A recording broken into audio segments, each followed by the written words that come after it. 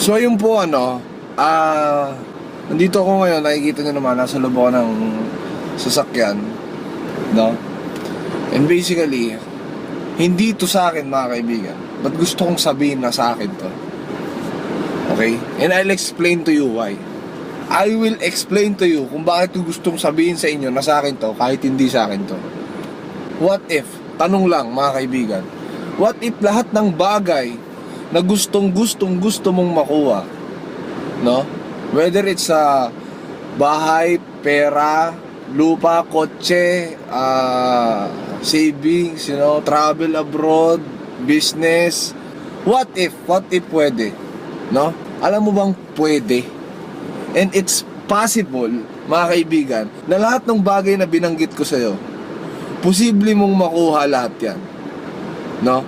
Sa pamamagitan ng tinatawag na law of attraction. If you want to change your life, you have to change your mind. Okay? I'll start it with that. Kung gusto mong baguhin ang buhay mo, baguhin mo muna yung takbo ng utak mo. Kasi kung ano yung mga bagay na nangyayari sa iyo ngayon, lahat yan, nagmula sa utak mo lang.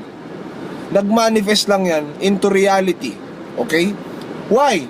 Because your thoughts, okay, becomes your words. And your words becomes your action.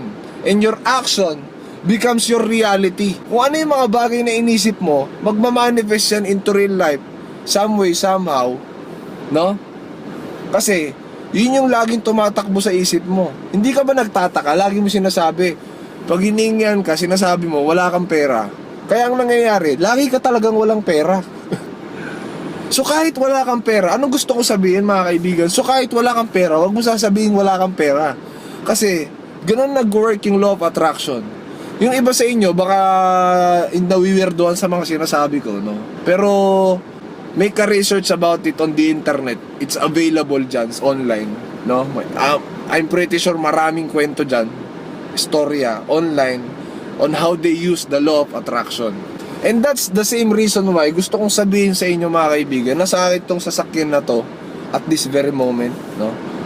Niraramdam ko lahat yung aircon, yung feeling. Kasi mga kaibigan, in order to manifest yung mga bagay, no, into reality, kailangan mo silang hindi basta isipin.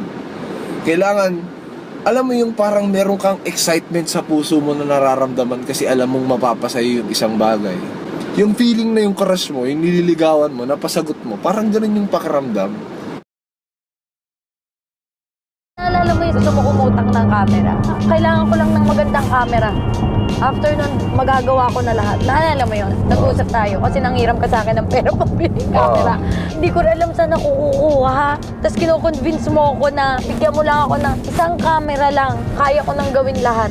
O baka yun din kasi nangyayari sa inyo guys eh. Naalala ko, tama yung kinikwento ni B. Baka merong lang isang bagay na nakaharang sa buhay mo ngayon na kailangan mong talunin para maka-level up ka. Gawin mo lahat ng paraan para malagpasan yung isang hurdle na yon. And paglagpas mo, meron panibago, sure ako. Hindi na uubos yung hurdle na yun eh. Pero ngayon, at some point ng buhay mo, kailangan mo i-figure out nasan yung hurdle na yon at kailangan mo siyang talunin. Kasi yung hurdle na yon, hindi yung nasa harap mo. Minsan nasa harap mo, minsan kailangan mo tumakbo papunta ron, minsan kailangan mo maglakad papunta ron. Hanapin mo yung hurdle na yon at pag nalaman mo at nasabi mo sa sarili mo na pag nalagpasan ko tong part na to, may dadaling parte ng buhay ko eh. Meaning, one step closer ka dun sa bagay na gusto mong mangyari sa'yo.